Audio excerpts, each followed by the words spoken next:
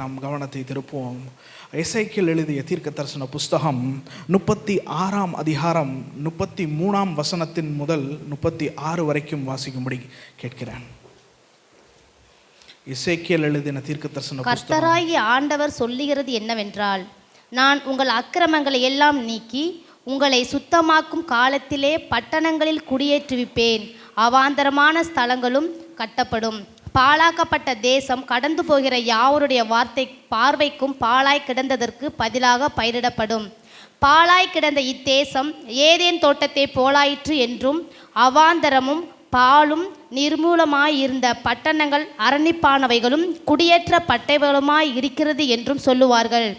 கர்த்தராகிய நான் நிர்மூலமானவைகளை கட்டுகிறேன் என்றும் பாழானதை பயிர்நிலமாக்குகிறேன் என்றும் அப்பொழுது உங்களை சுற்றிலும் உள்ள மீதியான ஜாதிகள் அறிந்து கொள்வார்கள். கர்த்தராகிய நான் இதை சொன்னேன், இதை செய்வேன். Praise the Lord. Amen. இன்றைக்கான தலைப்பு நிர்மூலமானவைகளை கட்டி எழுப்புகிற தேவன் என்கிற தலைப்பில் பேச விரும்புகிறேன். ஆமென். வேதாகமத்தில் அநேக இடங்களில் பார்க்கிறோம். இந்த இடத்தில் ஒரு முக்கியமான ஒரு இதை தீர்க்கதரிசியை கொண்டு தேவன் அன்று இஸ்ரவேல் ஜனங்களுக்கு பேசினார். இன்று அவருடைய வசனத்தை வைத்து சபைக்கு பேசுகிறார். ஆமென். நிர்மூலமானவைகளை கட்டுகிற தேவன், பாழாய் போனவைகளை மீண்டும் உயிர்ப்பிக்கிற தேவன். ஆமென். எல்லாரு கண்களிற்கும் அது இல்லை என்று ஆய்விட்டது, அதற்கு உயிர் இல்லை என்று ஆய்விட்டது, அது எல்லாம் முடிந்தது என்று போய்விட்டது. இதை எல்லாம் மீண்டும் கட்டுவேன் என்று தேவனாகிய கர்த்தர் சொல்கிறார். ஆமென். நிர்மூலமானவைகளை கட்டுகிற தேவன். ஆமென். இதற்கு முன்பாக இதற்கு பின்னணியை ஒரு சில காரியங்களை பார்த்துவிட்டு நம் வசனத்திற்குள் செல்லலாம் என்று விரும்புகிறேன். இந்த எசேக்கியேல் தீர்க்க சில சரித்திரங்கள் சொல்லும் பொழுது சற்று கவனிக்கும்படி கேட்கிறேன். சற்று உறக்கம் வந்தாலும் சற்று கவனத்தை கொண்டு கேட்க வேண்டும் என்று விரும்புகிறேன். ஏன்னால் வரலாறு பேசும் பொழுது சில நேரங்களில் தடுமாற்றம் ஏற்பட்டுவிடும். மற்ற தகவலை நேராக சொல்லும் போது கவனிப்பாங்க, வரலாறு சொல்லி முடிச்சோன்னே எழுந்திரிச்சிக்கிறேன் அப்படின்ற மாதிரி பார்ப்பாங்க. சில நேரம் சொல்லி முடிச்சா அப்போ பார்ப்போம் அப்படின்ட்டு. அதனால் கொஞ்சம் நீங்கள் கவனிப்பு. இங்கே யார் நிறைய பேர் கவனிக்கிறீங்க, பொதுவாக சொல்லிவிடுகிறேன், அதனால் தவறாக எடுத்துக்க மாட்டீங்க நம்புகிறேன். அன்பானவர்களே, இந்த புஸ்தகம் எசேக்கியேல் தீர்க்கதரிசி எழுதின புஸ்தகம். எசேக்கியேல் தீர்க்கதரிசி ஒரு சாதாரண நபர் அல்ல, ஒரு வலிமை மிகுந்த ஒரு நபராக காணப்படுகிறார். எசேக்கியேல் தீர்க்கதரிசியுடைய கதையை பார்த்தீர்கள் என்றால், அவர் ஊழியத்திற்கு அழைக்கப்பட்ட நாள் முதல் அவருக்கு கொடுக்கப்பட்ட ஊழியம் மிக கடுமையான ஒரு ஊழியம். அவரை தவிர வேற ஒரு ஆள் செய்ய முடியுமா என்கிற ஒரு கேள்வியை எழுப்புகிற ஒரு நேரம். எசேக்கியேல் தீர்க்கதரிசி இருந்த காலகட்டத்தில் தான் எரேமியா தீர்க்கதரிசியும் இருந்தான். எரேமியா தீர்க்கதரிசியுடைய ஊழியமும் இதே போல ஒரு கடினமான ஒரு ஊழியமாக தான் இருந்தது. இந்த சூழலில் தான் தானியேலும் இருந்தான். தானியேல் நாடு இது 3 நேரம் பாபிலோனியர்கள் படையெடுத்தார்கள். முதல் நேரம் தானியேல் எடுத்து செல்லப்பட்டான். 2வது நேரம் எசேக்கியேல் எடுத்து செல்லப்பட்டான். முதல் நேரம் எடுத்து செல்லப்பட்டு எசேக்கியேல் 2வது நேரம் பாபிலோனுக்கு எடுத்து செல்லும் பொழுது தானியேல் ஒரு பிரைம் மினிஸ்டர் ஆயிட்டான் அந்த இடத்துல. ஆல்ரெடி நம்ம வாசிக்கிறோம் அல்லவா. இந்த நேரத்தில் இது ஒரு காலகட்டம், ஒரு கலக்கமான காலகட்டத்திலிருந்து ஒரு நன்மையான ஒரு காரியத்தை முன்வைத்து தேவன் சொல்கிற ஒரு காரியமை நாம் இந்த இடத்துல பார்க்கிறோம். இந்த புஸ்தகத்தில் 4 இந்த புஸ்தகத்தை பிரித்து விடலாம். 1 to 3 வரைக்கும் எசேக்கியேல் தீர்க்கதரிசியை மற்றும் சுற்றி இருக்கும். 4 to 24வது அதிகாரம் வரைக்கும் இஸ்ரவேல் ஜனங்கள் தேவனுக்கு கீழ்ப்படியாமல் போனதுனால், கீழ்ப்படியாமை என்பது ஒரு சாதாரண சொல்லாக நான் சொல்கிறேன், தேவனுக்கு விரோதமான காரியங்களை செய்ததினால் தேவனுடைய கோபாக்கினை அவர்கள் மேல் வந்தது. அவர்கள் மேல் விழுந்த நியாய தீர்ப்பு 4 to 24 வரைக்கும் எழுதப்படுகிறது. 25 to 33ஆம் அதிகாரம் வரைக்கும் என்ன சொல்லுகிறதுனா, பக்கத்து நாடுகள், ஏதோமியர்கள், மற்ற பக்கத்து நாடுகள் அன்று இருந்தவர்களை குறித்து எழுதப்படுகிறது. கடைசியாக 34 to 48 வரைக்கும் உள்ள அதிகாரம் தேவன் மீண்டும் துளிர்க்க செய்கிற காரியத்தை குறித்து எழுதப்படுகிறது. அந்நேரங்களில் மாத்திரமல்ல, இறுதியிலும் தேவன் செய்கிற அற்புதமாய் தேவன் காரியங்களை நகர்த்துகிறதை பார்க்கிறோம். இது தேவனுடைய கோபாக்கினையை தான் முதலில் எழுதுகிறான். ஏனென்றால் தேவனுடைய கோபாக்கினை எங்கிருந்து முதல்ல பெறப்படும்? சபையிலிருந்து பெறப்படும். இந்த இடத்துல முதல்ல பார்க்கும் போதே அதை தான் பார்க்கிறோம். இதில் என்னன்னா, எசேக்கியேல் தானியேல் பாபிலோனுக்கு எடுத்து செல்லப்பட்டான். அடுத்த படையெடுப்பில் மீண்டும் தானியேல் எடுத்து செல்லப்பட்டதுக்கு பிறகு எசேக்கியேலும் எடுத்து செல்லப்பட்டான். இதே நேரத்தில் எரேமியா எகிப்துக்கு தள்ளப்பட்டான். இவர்கள் எல்லாருமே தீர்க்க தரிசனம் சொல்லிவிட்டார்கள். ஆபகூக் இதுக்கு முன்பாகவே எழுதிவிட்டான், ஆண்டவரே நீ சொன்னதை கேட்டதின் மாத்திரத்தில் என் குடல் குழம்பி என் நாவு ஒட்டி கொண்டது, ஆண்டவரே என் உதடுகள் ஒட்டி கொண்டது, என்னால் பேச முடியவில்லை என்று எழுதுகிறான். இவ்வகையான சூழலில் இந்த காரியம் சொல்லப்படுகிறது. இதை ஒரு முறை 33ஆம் அதிகாரத்தை வாசிக்கும்படி கேட்கிறேன். கர்த்தராகிய ஆண்டவர் சொல்லுகிறது என்னவென்றால், நான் உங்கள் அக்கிரமங்களை எல்லாம் நீக்கி உங்களை சுத்தமாக்கும் காலத்திலே பட்டணங்கள் குடியேற்றி விப்பேன். போதும். Price the Lord. உங்கள் அக்கிரமங்களை எல்லாம் நீக்குவேன். ஆமென். முதல்ல பாவ மன்னிப்பை குறித்து எழுதப்படுகிறது. கிளென்சிங் ஃப்ரம் சின், பாவத்திலிருந்து மன்னிப்பு தேவன் அருளுகிறார். ஆமென். முதலாவது கேட்க வேண்டிய காரியம் என்னவென்றால், இது பாலாய் கிடந்ததை திரும்பவும் மீண்டும் உயிர்ப்பிப்பேன் என்று சொல்கிறாரே, பாலாய் கிடப்பதற்கு முன்பாக எப்படி இருந்தது? பாலாய் கிடப்பதற்கு முன்பாகவே இப்படிதான் இதோடைய நிலைமையா, இல்லை பாலும் தேனும் ஓடுகிற ஒரு நிலைமையா என்ற கேள்வி கேட்க வேண்டும். தேவன் 400 வருடங்கள் தேவன் இஸ்ரவேல் ஜனங்களை வனாந்திரத்தில் நடத்தினார். அநேக அற்புதங்களை கொண்டு இதிலிருந்து எகிப்திலிருந்து கொண்டு வந்தார். அவர்களுக்கு வாக்கு தத்தம் சொன்னபடியே கையில் கொடுத்தார். ஆமென்.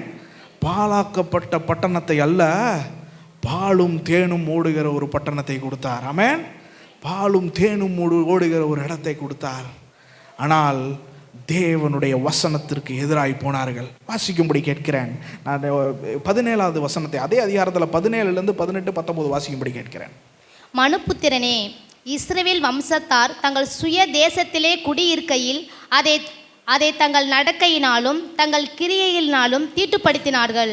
அவர்களுடைய நடக்கை என் முகத்துக்கு முன்பாக தூர ஸ்திரீயின் தீட்டை போல் இருந்தது. ஆகையினால் தேசத்திலே அவர்கள் சிந்தின இரத்தத்தின் நிமித்தமும் அதை அவர்கள் தங்கள் நரகலான விக்கிரங்களால் தீட்டுப்படுத்தினது நிமித்தமும் நான் என் உக்கிரத்தை அவர்கள் மேல் ஊற்றி அவர்களை புறஜாதிகளுக்குள்ளே சிதறடித்தேன். தேசங்களில் தூற்றி போடப்பட்டார்கள். Praise the Lord. அவர்கள் கொலை பாதகத்தை அரங்கேற்றினார்கள், அநியாயத்திற்கு பக்கமாய் நின்றார்கள். தேவன் சொல்கிறார், தேவன் சொன்ன காரியங்களுக்கு எல்லாவற்றுக்கும் எதிராய் சென்றார்கள். விக்கிரகத்தை ஆராதிக்க கூடாது என்று சொன்னார், அவர் விக்கிரகத்தையும் ஆராதித்தார்கள்.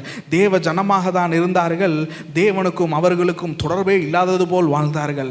தேவன் சொன்னார், 2 பாவங்களை இந்த ஜனங்கள் செய்து விட்டார்கள் என்று எரேமியா தீர்க்கதரிசியை வைத்து சொன்னால், நீங்கள் இதை வாசிக்க வேண்டாம், ஆனால் ரெஃபர் பண்ணிக்கோங்க. 2:13 எரேமியா 2:13 2 காரியங்களை, 2 பாவங்களை, தீங்கை செய்து விட்டார்கள். ஒன்று ஜீவ நதியாய் புறப்படுகிறதை விட்டு, ஜீவ நதியானவரை என்னை விட்டு ஒரு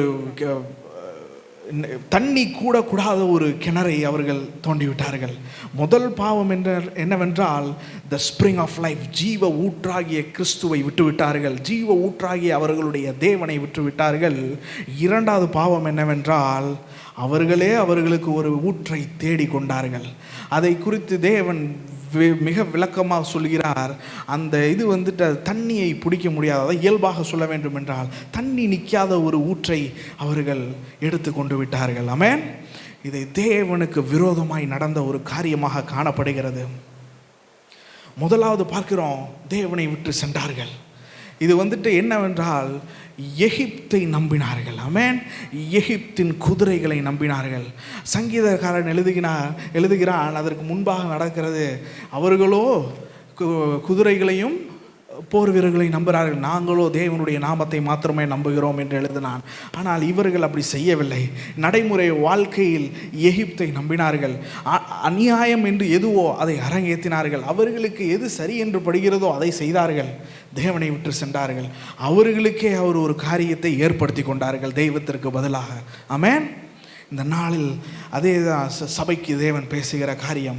அநேக நேரங்களில் தேவனை விட்டு செல்வது ஒன்று, நமக்கே நாம் அநேக காரியங்களை ஏற்படுத்தி கொள்கிறோம். ஆமென்.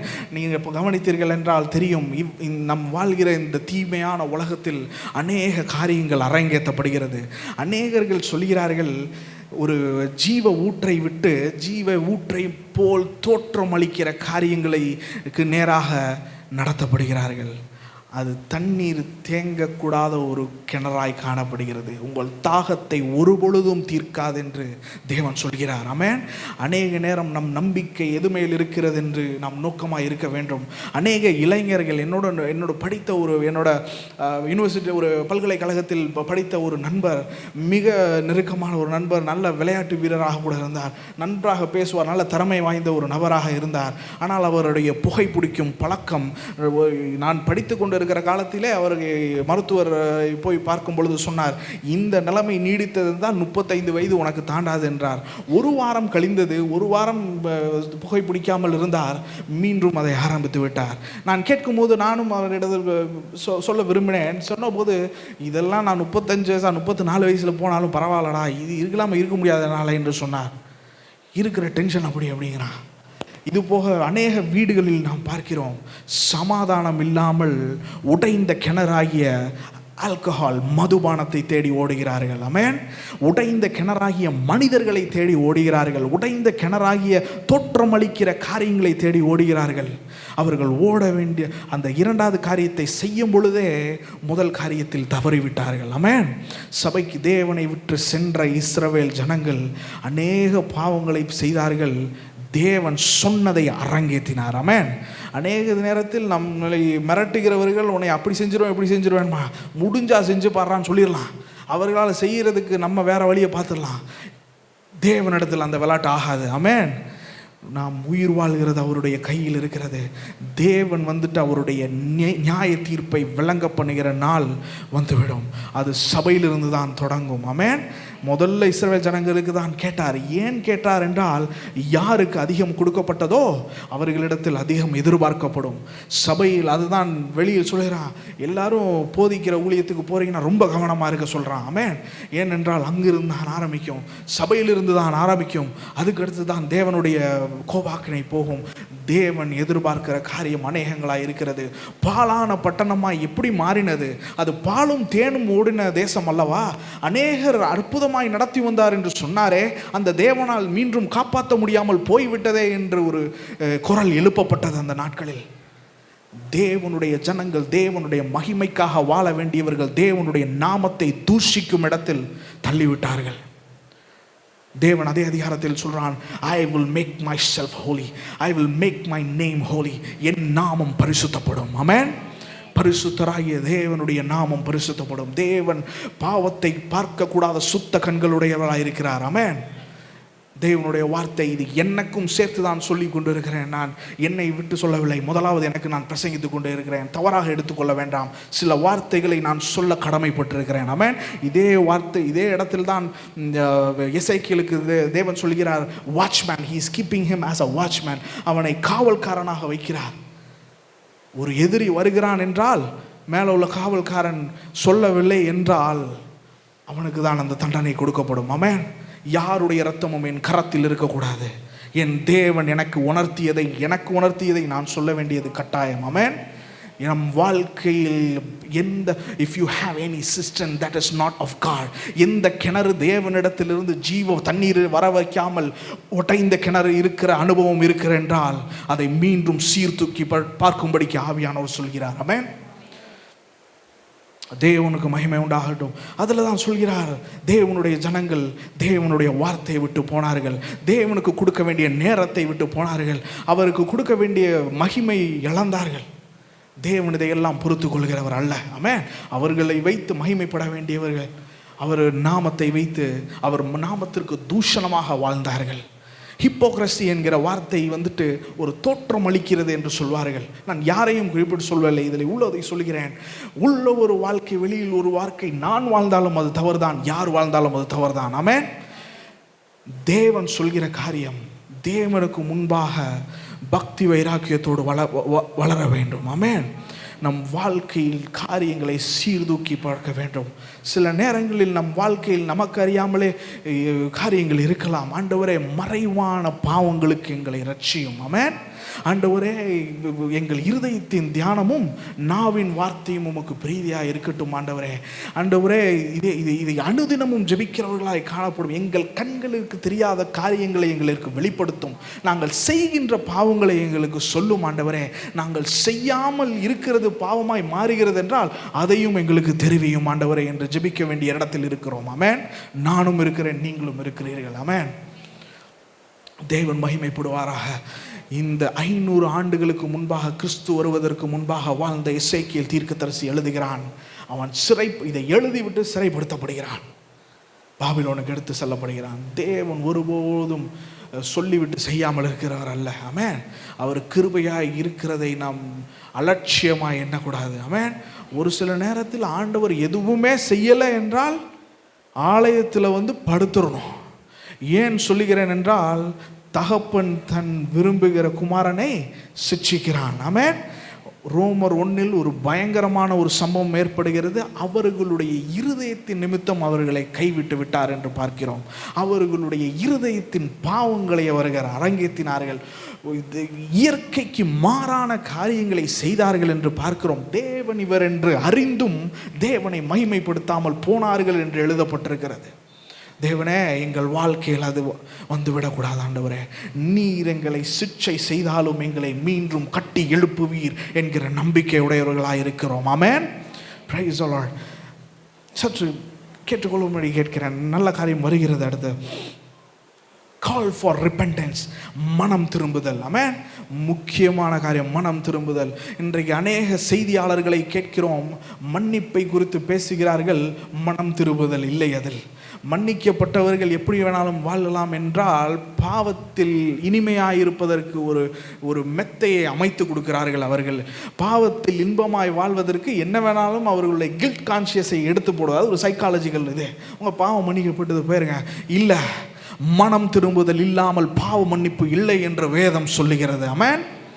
தேவன் இதை கேட்கிறவராயிருக்கிறார். மனம் திரும்புதல் என்றால் ஒரு வழியில் சென்று கொண்டிருக்கிறதை மாற்றி தேவனே சரியான வழியில் செல்ல வேண்டும். ஆமென். அது நானாக இருந்தாலும் சரி, யாராக இருந்தாலும் சரி, இதுதான் தேவன் சொல்கிற ஒரு காரியமாக காணப்படுகிறது. தேவன் அவர்களை, நான் சொன்னது போல் அநேக காரியங்கள், இந்த உடைந்த கிணறின் அனுபவத்தை பார்த்தோம்.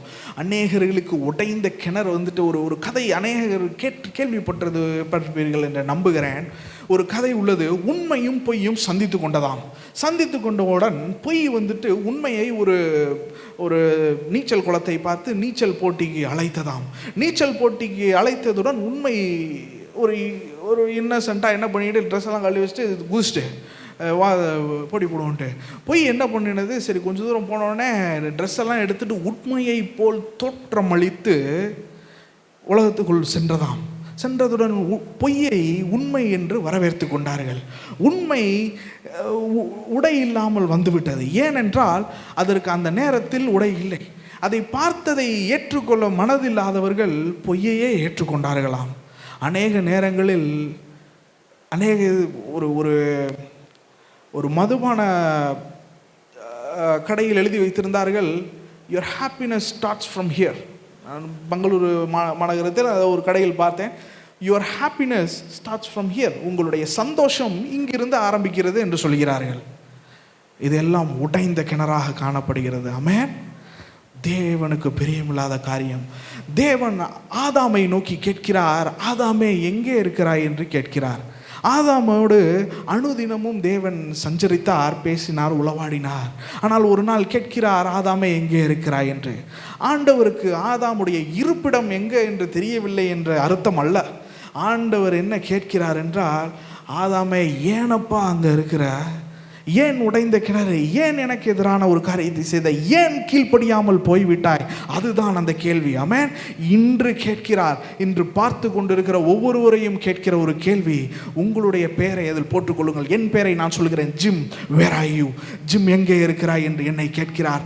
உங்களுடைய பெயரை அதில் வைத்துக் கொள்ளுங்கள். நீங்கள் எங்கே இருக்கிறீர்கள், உங்களுடைய நிலைமை எங்கே இருக்கிறது என்று ஆவியானவர் கேட்கிறார். ஆமென். ஆதாமே எங்கே இருக்கிறாய் என்ற கேள்வி இருப்பிடம் அறிந்து கொள்வதற்காக அல்ல. ஆதாமே எங்கே இருக்கிறாய் என்று கேட்கிற கேள்வி உன் நிலைமை என்னதாக இருக்கிறது என்றதான அறிவை கொண்டு வருவதற்கு. ஆமென். தேவன் மகிமைப்படுவாராக. மற்ற இடத்துல பார்க்கிறோம், அதுதான் அநேக கணிப்பொறி காலம் என்று சொல்கிறார்கள். கையில் கணிப்பொறி வந்துவிட்டது, கைபேசியிலே எல்லாம் வந்துவிட்டது.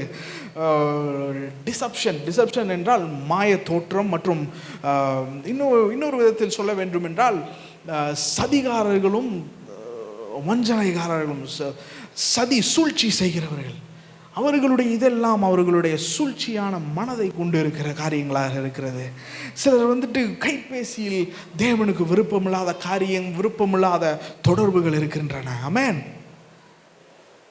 டிசப்ஷன், ஹிப்போக்ரசி, மாய்மாலம் என்று சொல்லப்படுகிறார். மாய்மாலம் என்கிற வார்த்தையை இன்னொரு விதம் மாய தோற்றம் என்று சொல்லலாம். மாய தோற்றம் என்றால் உள்ளே ஒன்று இருக்கிறது, அதை மாயமாக மாற்றி வெளியிலே ஒன்று காமிப்பது.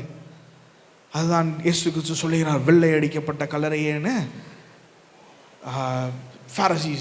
பரிசேயரை பார்த்து சொல்லுகிற ஒரு காரியமாக காணப்படுகிறது. அதை சொல்லிட்டு சொல்லுகிறாரு, அவர்களை போல் வாழாதீங்க, அவர் சொல்றதை கேட்டுக்கோங்க, அவர்களை போல நீங்கள் வாழாதீங்க, ஏனென்றால் சொல்கிறது ஒன்று செயல்படுகிறது வேறொன்றாக காணப்படுகிறது என்று சொன்னார். கர்த்தருக்கு மகிமை உண்டாகட்டும். ஆனால் இந்த சூழலில் இஸ்ரவேல் ஜனங்களுக்கு தேவனுடைய கோபாக்கனை வந்ததற்கு அப்புறம் தேவன் சொன்ன காரியம், I will cleanse you from your sin. ஆமென். உங்கள் பாவத்திலிருந்து உங்களை மன்னிக்கும் நாள் வந்தது. ஆமென். இந்த தேவன் கோபமுடையவராய் இருந்தாலும், அவர் அகன்ற நீதி உள்ளவராய் இருந்தாலும், he is full of mercy, மிக கருணை உள்ளவராய் இருக்கிறார், கிருபை உள்ளவராய் இருக்கிறார். ஆமென். இந்த தேவன் சொல்கிறார், மன்னிக்காம எடுத்து அவர் பயன்படுத்த போவதில்லை. முதலாவது காரியம், அவர் மன்னிக்கிறதுக்கு தயவு உள்ளவராக இருக்கிறார். ஆமென். பாவத்தை அறிக்கையிட்டு செல்லும் பொழுது அவர் மன்னிக்கிறதுக்கு தயவு பெருத்தவராக இருக்கிறார். தாவீதின் வாழ்க்கையை நாம் பார்க்கிறோம். தாவீதின் வாழ்க்கையில் ஒரு பெரிய ஒரு நிகழ்வு நடைபெறுகிறது. யுத்த காலத்தில் அவன் யுத்தத்தில் இல்லாமல் இருந்ததினால் அநேக சூழலுக்கு தள்ளப்படுகிறான். தள்ளப்பட்டதுடன் தேவனுடைய கோபாக்கனை அவன் மேல் வருகிறது. அன்பானவர்களே, அவனிடத்தில் போய் நாத்தான் தீர்க்கதரிசி சொல்லுகிறான். சொன்னதுடன் அவன் யாருக்கோ நடக்கிறது என்று என்னைக்குமே நம்மை பற்றி முதல்ல யோசிக்கணும். யாருக்கோ நடக்குது, இது யாருக்கோ சொல்கிறாருன்ட்டு அவனை தீர்த்து கட்டிடணும் என்று சொல்லிவிட்டான். கடைசியில் எல்லாம் சொல்லிவிட்டு, நீ சரியாக தான் சொன்ன, அந்த நபர் நீனாக தான் இருக்கிற என்று சொன்னார். அநேக நேரங்களில் நாம் நியாய தீர்ப்பு சொல்லும் பொழுது மிக கவனமாக இருக்க வேண்டும். ஆமென். நாம் மீதே நாம் நியாய தீர்ப்பு சொல்லி கொண்டிருக்கிறோம் என்று அர்த்தமாகிவிடும். அந்த நேரத்திலும் நாத்தான்வேல் சொன்னதுடன் தாவீது சவுலை போல் இல்லாமல் தேவனிடத்தில் போய் விழுந்தான். ஆமென். ஆனால் தேவன் விடவில்லை அவனை. தேவன் அவனை அம்பலப்படுத்தினார். அதோடு இல்லை, அவன் பட்டயம் அவன் வீட்டை விட்டு நீங்கவே இல்லை. குமாரர்கள் மரித்தார்கள், அவருடைய மனைவி அநேகர்கள் எடுத்துக்கொள்ளப்பட்டார்கள். மிக கடுமையான, ஒருத்தன் சொல்லுகிறான், நாய்க்கு கூட மதிக்காதவன் அவன்லாம் உன்னை திட்டுற அளவுக்கு இறக்கி விட்டார் ஆண்டவர். அவனை ஷிமேயோ என்கிறவன் திட்டுறான், போகிற வரவெல்லாம் திட்டுறான். ஆனால் தேவனிடத்தில் அவன் வந்தான். ஆமென். தேவன் அவனை விடவில்லை. பட்டயம் அவன் வீட்டை விட்டு செல்லவும் இல்லை. சதிகாரனாக இருந்தான், சூழ்ச்சிக்காரனாக இருந்தான், மிக கொடூரமாய் நடந்தான். நியாயம் விசாரிக்கிற தேவன் ஒருவர் இருக்கிறார். ஆமென். அவர் பார்க்கவில்லை என்று நாம் நினைத்து கொள்ளக்கூடாது. தேவன் நியாயம் விசாரிக்கும் பொழுது மிக கடினமாக இருக்கும். தேவனோடு எவ்வளவு பக்கத்தில் போனாலும் கீழே விழுவது மிக பக்கத்தில் தான் இருக்கிறது என்று நம் மனதில் கொள்ள வேண்டும். நன்றாக நிற்கிறோம் என்று நினைத்து கொண்டு கீழே விழுந்து விடக்கூடாது. ஆமென். எனக்கே நான் சேர்த்து தான் சொல்லி கொண்டு இருக்கிறேன், தவறாக எடுத்துக்கொள்ளாதீர்கள். நான் புரிந்து கொள்வீர்கள் என்று சொல்லுகிறேன். இதை நான் சொல்ல கடமைப்பட்டிருக்கிறேன். நான் இதை மெதுவான மொழியில் சொல்ல வேண்டும் என்று தான் நேற்று இரவெல்லாம் யோசித்தேன். எனக்கு இதற்கு மேல் எனக்கு சொல்ல தெரியவில்லை. நான் சொல்லுகிற காரியம் உணர்த்தப்பட்டவனாக சொல்லுகிறேன். இதை தேவன் மகிமைப்படுவாராக. கடைசியில் தேவன் தாவீதை மீண்டும் அரண்மனைக்கு ஏற்றினார். ஆமென். அவன் பாவத்தை மன்னித்தான். 51வது சங்கீதத்தில் எழுதுகிறான், ஆண்டவரே, உம்முடைய பிரசன்னத்தை விட்டு என்னை தள்ளி வைத்து விடாதே, உம்முடைய ஆவியானவரை என்னை விட்டு எடுத்து விடாதேயும் என்று எழுதுகிறான். ஆமென். அநேக பாவம் செய்திருக்கலாம், தேவனை விட்டு தூரமாய் போயிருக்கலாம், அநேக உடைந்த கிணறை நம்பி போயிருக்கலாம். சில நேரங்களில் நீங்கள் செய்கிறது சூழலின் கட்டாயத்தினால் செய்யப்படலாம். அவன் சொல்கிற காரியம் என்னால் இதை விட முடியவில்லை, புகை பிடிக்கிற பழக்கத்தை என்று சொல்கிறான். ஆனால் தேவன் எகிப்திலிருந்து, அடிமைத்தனத்திலிருந்து கொண்டு வந்த தேவன் இன்னும் உயிரோடு இருக்கிறார். ஆமென். தேவன் உயிர்ப்பிக்கிற தேவனாக இருக்கிறார். அது மதுபானமாக இருந்தாலும் சரி, தவறான எந்த பழக்கமாக இருந்தாலும் சரி, நமக்கு டிசப்ஷன், நமக்கு சதி, மற்றவர்களை சூழ்ச்சியில் மாட்டி விடுகிற ஒரு சிந்தனை இருக்கக்கூடாது. ஆமென். மற்றும் ஹிப்போக்ரசி, மாய்மாலம், உள்ளே ஒன்று வெளியே ஒன்று அல்ல. வெளியில் எவ்வளவு சிறப்பாக இருக்கிறோமோ உள்ளே எவ்வளவு தூரத்துக்கு தேவனை பரிசுத்தப்படுத்த சொல்லிக்கொண்டே இருக்க வேண்டும். ஆமென். ஒரு பில்லி கிரஹாம் இடத்தில் கேட்டார், மனிதன் இப்படிதான், the man, human is wired this way. மனிதன் இப்படியாக படைக்கப்பட்டிருக்கிறான், அவனுக்கு சில சிந்தைகளை தடை பண்ண முடியாதல்லவா, நீங்கள் எப்படி அதையெல்லாம் தவறு என்று சொல்வீர்கள், இதெல்லாம் இயற்கை அல்லவா என்று கேட்டார். ஆனால் அது எல்லாமே இயற்கை அல்ல. அதற்கு தேவ மனிதன் சொன்ன வார்த்தை இதுதான், பறவை தலைக்கு மேல் பறப்பதை தடை பண்ண முடியாது, தலையில் கூடு கட்டுவதை தடை பண்ணி விடலாம். இல்லையா? ஒரு பறவை தலையில் மேல் போறதற்கும் தலையில் கூடு கட்டி அது இனப்பெருக்கம் செய்வதற்கும் வித்தியாசம் உண்டு. ஆகையால் தேவன் ஒவ்வொரு காரியத்திலும் நம்மை காப்பாராக. ஆமென். தேவன் 2 பாவங்களை செய்தார், 2 தீய காரியங்களை செய்தார்கள். ஜீவ ஊற்றாகிய என்னை விட்டு விட்டார்கள், உடைந்த கிணறை தேடி ஓடிவிட்டார்கள். ஆமென். தேவ ஜனம் இந்த காரியத்தை செய்தார், தேவனுடைய கோபாக்கனை வந்தது. ஆனால் கோபாக்கனையோடு இல்லை. இன்றைய செய்தி அது அல்ல. கோபாக்கனை என்பது செய்தி அல்ல, தேவனுடைய கட்டி எழுப்புகிற அன்புதான் இன்றைய செய்தி. ஆமென். அதில் சொல்லுகிறார், அவர்களை மன்னித்த நாளில் அவர்கள் என்னை, அதில் இன்னும் சொல்லணும்னா, he gives a new heart, அவர் புது இருதயத்தை தருகிறார், கல்லான இருதயத்தை எடுத்து விடுகிறார், சதையுள்ள இருதயத்தை தருகிறார். ஆமென். ஆவியானவரை நமக்கு தருகிறார் என்று எழுதப்பட்டு இருக்கிறது. தேவனுக்கு மகிமை உண்டாகட்டும். அடுத்த காரியத்துக்கு போக வேண்டும் என்று விரும்புகிறேன். 34ஆம் அதிகாரத்தை 34வது வசனத்தை வாசிக்கும்படி கேட்கிறேன். 33லேருந்தே வாசிங்க. 34. கர்த்தராகிய ஆண்டவர் சொல்லுகிறது என்னவென்றால், நான் உங்கள் அக்கிரமங்களை எல்லாம் நீக்கி உங்களை சுத்தமாக்கும் காலத்திலே பட்டணங்களில் குடியேற்றுவிப்பேன், அவாந்தரமான ஸ்தலங்களும் கட்டப்படும், பாழாக்கப்பட்ட தேசம் கடந்து போகிற யாவருடைய பார்வைக்கும் பாழாய் கிடந்ததற்கு பதிலாக பயிரிடப்படும். பாழாய் கிடந்த இத்தேசம் ஏதேன் தோட்டத்தை போலாயிற்று என்றும், அவாந்தரமும் பாலும் நிர்மூலமாயிருந்த பட்டணங்கள் அரணிப்பானவைகளும் குடியேற்றப்பட்டவைகளுமாய் இருக்கிறது என்றும் சொல்லுவார்கள். Amen. Praise the lord. Amen. இதில் என்ன சொல்லப்படுகிறது என்றால், பாழாக்கப்பட்டு விட்டது. தேவன் இஸ்ரவேல் ஜனங்களை சிதற பண்ணினார். முதலாவது எசேக்கியேல் எழுதுகிறான், எப்பொழுதுமே ஒரு காரியம் நடைபெறுவதற்கு முன்பாக அருகிலே ஒரு காரியத்தை செயல்படுத்துவார், அதை தூரத்தில் மீண்டும் அதுக்கான அறிகுறி. அதாவது ஒரு காரியம் நடந்தது என்றால் இட் இஸ் அ சைன். இப்போ சொன்னது நடைபெற்றது போல் எதிர்காலத்தில் நடைபெறும், அதுதான் அதற்கு அர்த்தமாகும். அதில் சொல்லுகிறார், 70 ஆண்டு கழித்து மீண்டும் உயிர் பெற்று வந்தார்கள். ஆமென். யாருமே நம்பல அந்த நேரத்தில் பாபிலோன் சாம்ராஜ்யம் வீழும் என்று பாபிலோனியர்களே அறியவில்லை. அந்நாட்களில் மிகுந்த வலிமை வாய்ந்த ஒரு நபர்களாக இருந்தார்கள், ராஜ்யமாக இருந்தது. எல்லாம் செதறி எல்லாம் கிடந்த ஒரு சூழல். ஆனால் 70 ஆண்டுகளுக்கு அப்புறமும் மேசியாவை அவர்கள் ஏற்றுக்கொள்ளவில்லை. அன்பானவர்களே, இஸ்ரவேல் ஜனங்கள் வாழ்க்கையில் பார்க்கிறோம்னா, அதில் பார்த்தீங்க என்றால், ஒரு தேவ மனிதனை பார்த்து ஒரு கடவுள் நம்பிக்கை அற்றவர் கேட்கிறார், இஸ்ரவேல் ஜனங்கள் யூதர்கள் தேவனுடைய பிள்ளைகள் என்று சொல்கிறீர்கள், ஏன் அவர்களை எஸ்தர் புஸ்தகத்தில் காப்பாற்றினார் நாமானுக்கு, ஏன் அந்த தேவனால் ஹிட்லரிடத்திலிருந்து காப்பாற்றவில்லை? நாம் அறிவோம், சமீபத்தில் ஒரு 60-70 ஆண்டுகளுக்கு முன்பாக 60 லட்சம் யூதர்கள், ஏறக்குறை 2 கோடி மக்கள்கள் இறந்தார்கள், பாதிக்கப்பட்டார்கள் 2வது உலகப் போரில். ஹிட்லர் என்கிற நபர் ஜெர்மானிய சர்வாதிகாரி நாசி என்று சொல்வார்கள். 60 லட்சம், அது ஒரு ஸ்டேட், அது இந்தியாவில் 60 லட்சம் யூதர்களை கொன்று குவித்தார். ஒரு காரியத்தை நம் மனதில் கொள்ள வேண்டும், இது நம் சரித்திரத்தில் தான் நடந்தது. நம்ம உடனே எஸ்தர் புஸ்தகத்தை காப்பாற்றினாரே, அங்கே பல லட்சம் பேரை ஏன் காப்பாற்றலை அப்படி என்று கேள்வி வந்தால் ஒன்று நினைவு கூற வேண்டும். கிறிஸ்து இயேசுவை சிலுவையில் அறையும் போது அவர்கள் சொன்ன வார்த்தை இதுதான் வேதத்தில் எழுதப்பட்டிருக்கிறது. அப்புறமாக நீங்கள் வாசித்து கொள்ள வேண்டும். பிலாத்து கை கழுவிட்டான், இவருடைய ரத்தம் என் மேலே வரக்கூடாது, குற்றமற்றவரை இது பண்ணுறீங்கன்ட்டு. உடனே அவர்கள் சொன்னார்கள், இவருடைய ரத்தம் எங்கள் மீதும் எங்கள் பிள்ளைகள் மீதும் வரட்டும் என்று சொன்னார். அவர்கள் சாபத்தை அவர்களே வாங்கி கொண்டார்கள். ஆமென். குற்றமற்ற இரத்தத்தை அவர்கள் அன்று சிந்தினார்கள். அதோடு விட்டிருக்கலாம்.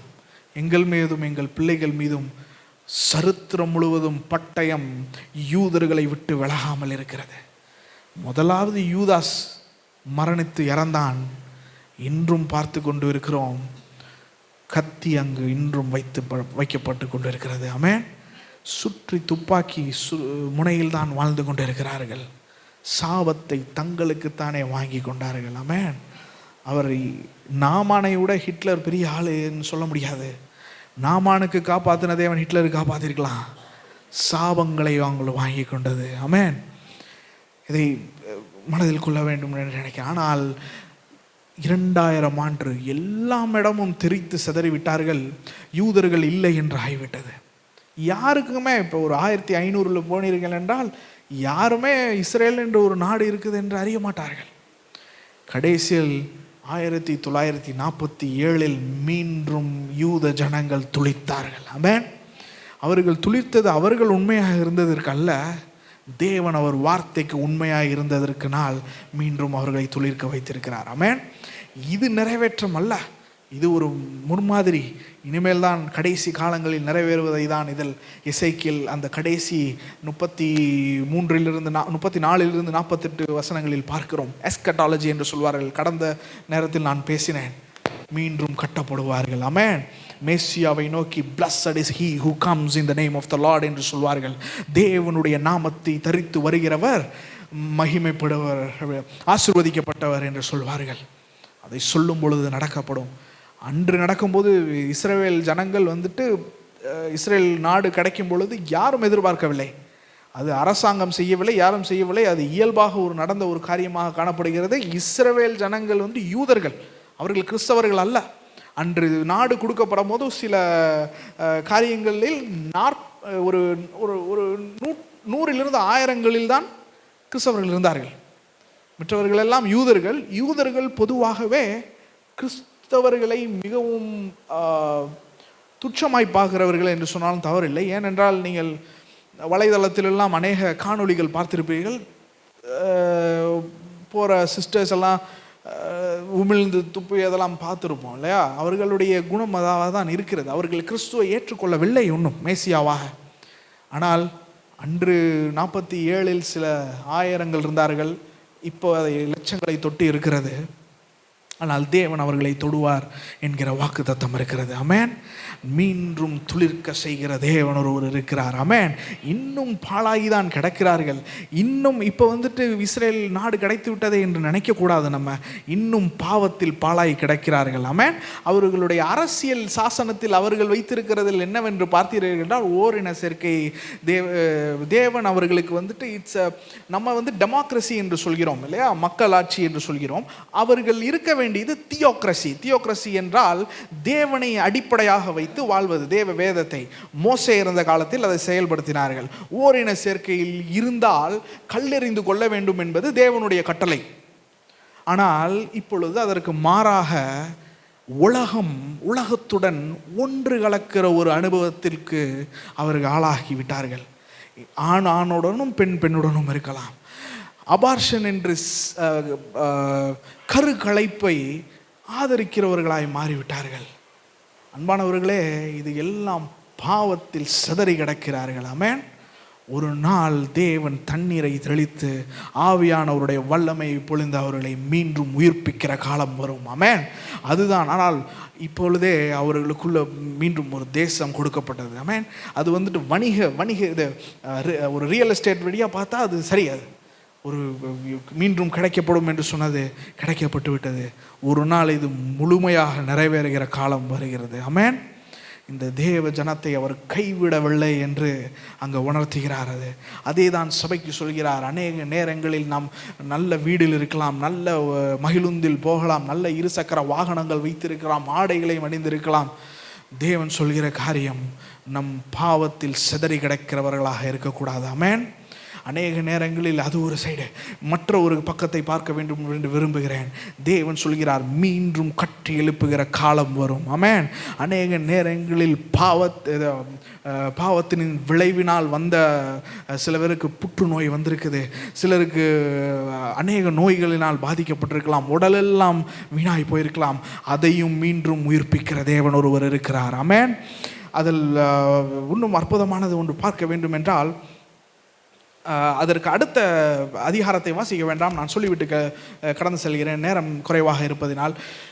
உலர்ந்த எலும்புகளின் மத்தியில் தேவன் எசேக்கியேலை கொண்டு நிறுத்துகிறார். தேவன் கொடுக்கிற வார்த்தை, இஸ்ரவேல் மீண்டும் துளிர்ப்பான் என்பதற்கு அடையாளமாக கொடுக்கிறார். அந்த 2000 ஆண்டுகள் கழித்து மீண்டும் வந்த இஸ்ரவேல் நாடு நம் கண்களுக்கு முன்பாக நிறைவேறிய ஒரு தீர்க்க தரிசனம். அது அநேகர் சொல்லலாங்க, நான் வேத காலத்தில் வாழ்ந்தால் நன்றாக இருக்குமே என்று. நாம் வேத காலத்தில் தான் வாழ்ந்து கொண்டிருக்கிறோம். ஆமென்.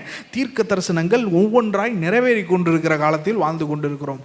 கண்களுக்கு முன்பாக இஸ்ரவேல் வந்தார். இதை தான் சொல்கிறான். அந்த எல்லா உலர்ந்த எலும்புகளுடைய சூழ்நிலை தான் இஸ்ரவேல் ஜனங்களுடைய சூழ்நிலையாக இருந்தது. அவர்கள் எல்லாராலையும் புறக்கணிக்கப்பட்டு மிகுந்த கடினமான சூழ்நிலையை நடத்தப்பட்டார்கள். ஐரோப்பியர்கள் இன்று அவர்களை ஏற்றுக்கொள்கிறார்கள். 1500 1400க்கு முன்பாக போனீர்கள் என்றால் மிகவும் கொடியவர்களாய் நடந்து கொண்டது இஸ்லாமியர்கள் அல்ல, ஐரோப்பியர்கள். யூதர்களுக்கு மிக வன்மையுடன் நடந்து கொண்டார்கள். ஆனால் தேவன் அவர்களை கைவிடாமல் ஒரு நாடை அவர்கள் கையில் கொடுத்தார். ஆமென். இந்த தேவன் சொல்கிறார், நமது சூழ்நிலை, நீங்கள் சொல்லலாம், என்னுடைய கணவர், என்னுடைய மனைவி, என்னுடைய பிள்ளை எதிர்காலமே இல்லை, என்ன யோசிக்கிறார் என்று தெரியவில்லை, என்ன பண்ண போகிறோம் என்று தெரியவில்லை, மாற்றம் ஏற்படவில்லை என்று சொல்லலாம். ஆனால் மீண்டும் துளிர்க்க செய்கிற தேவன் இருக்கிறார். ஆமென். இந்த இடத்துல நிற்க வைக்கிறார். எசேக்கியேல் தீர்க்கதரிசிய ஒரு வேலி ஆஃப் டெட் போன்ஸ், ஒரு மரித்த எலும்புகளின் மத்தியில் நிற்க வைக்கிறாரு. தேவன் அவனிடத்தில் கேள்வி கேட்குறாரு, இந்த எலும்புகள்லாம் மீண்டும் உயிர் பெறும் என்று நம்புகிறாயா என்றாரு. நம்ம அறிவியல் காலத்தில் வாழ்ந்த நாம் ஒருபோதும் அதை ஒற்றுக்கொள்ள மாட்டோம் இல்லையா? இது எப்படி ஆண்டவரே வரும் என்று தான் நமது கேள்வியாக இருக்கும். ஆனால் தீர்க்கதரிசி சரியாக சொல்கிறான், ஆண்டவரே அதை நீர் மாத்திரம்தான் அறிவீர், இந்த எலும்புகளுக்கு உயிர் கொடுக்க முடியுமா என்று நீர் மாத்திரம் அறிவீர் என்றான். நம் வாழ்க்கையில் உலர்ந்த எலும்புகளின் அனுபவத்துக்குள்ளே போகலாம். நம்முடைய ரெப்யூட்டேஷன் எல்லாம் சீர்குலைந்ததாக போகலாம். நான் ஒரு கிறிஸ்தவ குடும்பத்தில், போதகர் குடும்பத்தில் வளர்ந்தேன். அநேக இடங்களில் நான் சென்றிருக்கிறேன். நான் கண்களால் பார்த்த காரியங்கள் உண்டு. கைகள் நடுங்கி கொண்டு போதகரிடத்தில் வந்து நின்றவர்கள் உண்டு. இப்படி மதுபானத்திற்கு அடிமையாகி கைகளில் சாதாரணமாக நிற்க முடியவில்லை. உலர்ந்த எலும்புகளுடைய அனுபவம். மருத்துவமனையில் அவ்வளவுதான் என்று சொல்லி அனுப்பிவிட்டார்கள். அநேக போதகர்கள் உட்கார்ந்து இந்த குடிப்பழக்கத்தை அவர்கள் விட வைக்கலை, தேவனை பற்றி சொன்னார்கள். தேவனை ஏற்றுக்கொண்டவர் மீண்டும் துளிர்க்கிற ஒரு அனுபவமாக இருந்தது. ஆமென். அதே நபர் அதே சபையில் கல்யாணமாகி போனார். அநேக காரியங்களை சொல்ல முடியும். வேதத்தின்படி பார்ப்போம் என்று பார்க்கலாம் என்றால், ராகாப் என்கிற வேசியுடைய கதை. நான் ராகாப் என்கிற வேசி நான் சொல்லவில்லை, ராகாப் என்கிற வேசி என்றே ஆவியானவர் அதில் எழுதி வைத்து விட்டார். ஆனால் அதோடு போகவில்லை. மற்றொரு இடத்தில் ராகாப் என்ற வேசி என்று வரவில்லை, கிறிஸ்துவுடைய முன்னோராக எழுதப்படுகிறார். ஆமென். அவள் வாழ்க்கையில் எல்லாம் முடிந்த ஒரு காரியம். எரிகோ கோட்டை மேல் அவள் வாழ்ந்து கொண்டிருக்கிறாள். அவள் உடம்பு இட்ஸ் அ ட்ரை போன். அது ஒரு உலர்ந்த எலும்புகளின் அனுபவம். உடலை விற்று காசை சம்பாதித்து கொண்டிருந்தாள். ஆனால் அவள் மனது மாசுபடவில்லை. ஆமென். அதை பார்த்த தேவன் ஒருவர் இருக்கிறார். ஆமென். தேவன் அனுப்பினார் தன்னுடைய பிள்ளைகளை.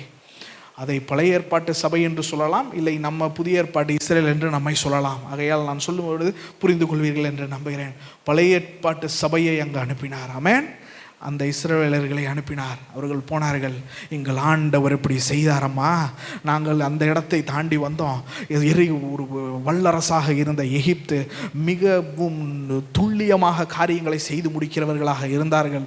அநேக காரியங்களை இன்றும் வியர்ந்து எப்படி செய்தார்கள் என்று இன்றும் ஆராய்ச்சியாளர்கள் பார்த்து கொண்டிருக்கிறார்கள். இவ்வகையான மக்களில் இடத்திலிருந்து எங்கள் தேவன் செங்கடலை கடந்து கொண்டு வந்தார். அதோடு விடவில்லை, எங்களை யோர்தானை தாண்ட உதவி செய்தார். அதோடு விடவில்லை, இப்போ நாங்கள் எகிரியோ கோட்டையில் நிற்கிறோம், இதுவும் தாழ்ந்து விடும். அதை கேட்டால் விசுவாசம் வந்தது அவளுக்கு. ஆமென். எல்லாம் வல்ல இறைவன் ஒருவர் இருக்கிறார், வாழ்க்கையை மாற்றி அமைக்கிறவர் இவர்தான் என்று அறிந்து கொண்டால். ஆமென். அந்த நேரத்தில் அவர்கள் சொல்லுகிறார்கள், நீ எங்களுக்கு உதவி செய்தால் இதை நாங்கள் எடுத்துக்கொள்ளும் பொழுது உன்னை தேவன் காப்பாற்றுவார் என்று சொல்கிறார்கள். அதற்கு அடையாளமாக இரத்தாம்பர சிவப்பு நூலை தொங்கவிட சொல்கிறார்கள். ஆமென். அன்பானவர்களே, இரத்தாம்பர சிவப்புமான தேவன் ஒருவர் இருக்கிறார். ராகாபுடைய வாழ்க்கை முடிந்தது மனிதர்கள் கண் முன்பாக. தேவன் வேற ஒரு கதையை அடுத்த பக்கத்தில் எழுதி கொண்டிருந்தார். ஆமென். தேவன் எழுதிய கதை எல்லாவற்றையும் ரட்சிக்கிற இரட்சகருக்கு முன்பாக ஒரு முன்னோடியாய் ராகாபை முன்வைத்தார். ஆமென். பேர் ஒரு இஸ்ரவேல் ஜனங்களிலிருந்து ஒருவர் சல்மோன் தமிழில் சல்மோன் என்று அவரை மனம் முடித்து கொண்டார். வாழ்க்கை மாறியது. ஆமென். ராகாபோட வாழ்க்கை உலர்ந்த எலும்புகளின் அனுபவம், அதை மாற்றி அமைத்த தேவன் ஒருவர் இருக்கிறார். ஆமென். இன்று புதிய ஏற்பாட்டு இஸ்ரவேலர்களாக இருக்கிற நம் வாழ்க்கையில் அதுதான் தேவன் சொல்கிறார். இதை பார்த்து கொண்டு இருக்கிற அனைவருக்கும் சொல்கிற வார்த்தை, உலர்ந்த எலும்புகளின் அனுபவம் உயிர் பெறும். ஆமென். தீர்க்க தரிசன வார்த்தைகள் நிறைவேறும். ஆமென். தேவன் மீண்டும் பாழானவைகளை கட்டி எழுப்புகிற தேவன். உங்களை பாவம் செய்தோம், ஆனால் பாவியாய் பார்க்கவில்லை. அதை கடைசியாக ஒரு குறிப்பு நான் வைத்திருக்கிறேன், அதையும் சொல்லிவிட்டு தான் நான் முடிப்பேன். ஒரு 5-10 நிமிடம் கூட போனாலும் பொறுத்துக்கொள்வீர்கள் என்று நம்புகிறேன். மணி கேட்கிறேன். ஆகையால் தேவன் நினைவு ஒருவர் அல்ல. ராகாபுடைய வாழ்க்கை ஒரு மிக பெரிய, ராகாபோடு முடியவில்லை, இது நமது வாழ்க்கை. ஆமென். சபையின் வாழ்க்கை. இரத்தாம்பர சிவப்பான தேவன் நமக்காய் மரித்தார். ஆமென். நமக்காய் 3ஆம் நாள் உயிர்த்தார். அவருடைய மகிமைக்காக நம்மை வாழும்படிக்கு மீண்டும் நம்மை இங்கே எடுத்து வைத்திருக்கார். நம் வாழ்க்கையிலே மிகப்பெரிய அற்புதம் எது என்று பார்த்தால், நாம் இயேசு கிறிஸ்துவை கொண்டு ரட்சிக்கப்பட்டது தான். ஆமென். வேற எதுவுமே கிடையாது. உங்கள் மனக்கண்களை திறந்து தேவன் அவரோடு சேர்த்து கொண்டது தான் உங்களுடைய முதல் ரட்சிப்பு. உங்கள் உலர்ந்த எலும்புகளை நாம் செத்தவர்கள் போல் இருந்தோம், ஆவியானவர் மீண்டும் நம்மை உயிர்ப்பித்து கிறிஸ்துவுடன் கொண்டு சேர்த்தார். ஆமென். மகிமை உண்டாகட்டும் தேவனுக்கு.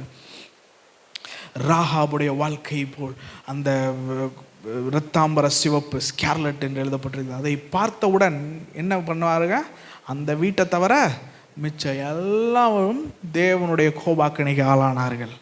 தேவனுடைய கோபாக்கணைக்கு ஏன் ஆளானார்கள் என்றால், அவர்கள் ஏற்கனவே தேவனுக்கு பிரியமில்லாத காரியத்தை செய்து கொண்டிருந்தார்கள். அதற்காக இஸ்ரவேல் ஜனங்களை உருவாக்கி கொண்டு போனார். காலங்கள் நடுவே அவர்களும் மற்றவர்கள் போல் மாறிவிட்டார்கள். இதுதான் நடந்தது.